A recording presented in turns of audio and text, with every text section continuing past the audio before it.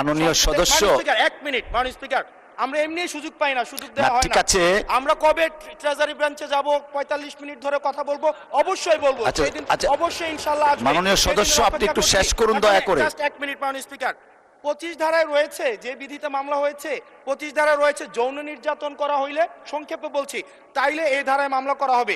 কিন্তু মাননীয় স্পিকারের মাননীয় হুইপ মহোদয়ের যেই মিমটি শেয়ার করা হয়েছে, সেখানে কোথায় যৌন নির্যাতন করা হয়েছে?